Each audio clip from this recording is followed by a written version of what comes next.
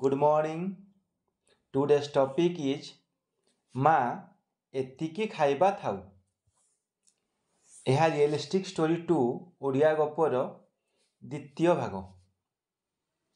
Let's start the story. ମା ମା ମା ଏତିକି ଖାଇବା ଥାଉ। ଶିବୁ ତା ମାଆକୁ କହିଲା। ଶିବୁ ଯିଏକି 12 ବର୍ଷର ପୁଅ, ସେ ଏପରି କାହିଁକି କହିଲା? ଆଚ୍ଛା, କଥା କ'ଣ କି? ମା ତାକୁ ଭାତ, ଡାଲି, ତରକାରୀ ଓ ଶାଗ ଦେଇଥିଲେ। କିନ୍ତୁ ଶିବୁର ଭାରି ପସନ୍ଦ ହେଲା ଚିକେନ ପକୋଡ଼ା, ନହେଲେ ଅଣ୍ଡା ତରକାରୀ ହେଲେ ମଧ୍ୟ ଚଳିବ। ଆଜି ଖାଇବାରେ ସେ ଜିନିଷ କିଛି ବି ନଥିଲା।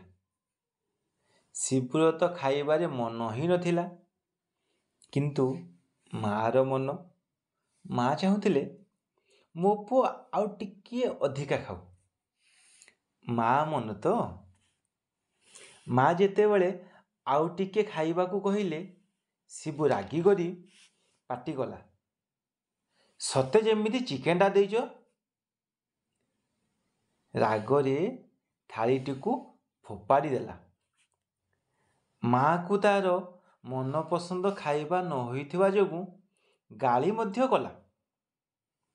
କିନ୍ତୁ ମା କିଛି ହେଲେ ପ୍ରତିବାଦ କଲେ ନାହିଁ। ତାଙ୍କ ପୁଅ ପରା ସିଏ, କ'ଣ ବା କହିଥାନ୍ତେ? ଏପରି ଦିନ ପରେ ଦିନ ଗଡ଼ିଗଲା। ଶିବୁ 28 ବର୍ଷର ହେଲା, କିନ୍ତୁ ମନପସନ୍ଦର ଖାଇବା ନହେଲେ ଆଜି ବି ସେହିପରି ପାଟି କରେ। ଶିବୁ ଭଲ ଚାକିରିଟିଏ କରୁଥିଲା। ସେ ଜଣେ ଚାକିରିଆ ଝିଅଙ୍କୁ ବାହା ହେଲା।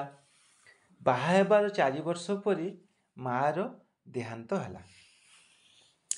ଦିନକର କଥା, ଶିବୁର ସ୍ତ୍ରୀ ଭାତ ଡାଲି କରିଥିଲେ। ସମୟ ଅଭାବରୁ ଶିବୁକୁ ଖାଇବାକୁ ଦେଲେ। ସେ ଏହା ଦେଖି ରାଗରେ ତାଙ୍କ ସ୍ତ୍ରୀଙ୍କୁ ଗାଳି କଲେ। ପ୍ରତି ଉତ୍ତରେ ତାଙ୍କ ସ୍ତ୍ରୀ ମଧ୍ୟ ତୁମେ ଖାଇବ ହେଲେ ଖାଅ, ନହେଲେ ନାହିଁ ବୋଲି ରୋକ୍ ଠୋକ୍ କହିଦେଲେ। ଶିବୁ ମାଆଙ୍କୁ ମନେ ପକାଇ କାନ୍ଦିବାକୁ ଲାଗିଲା।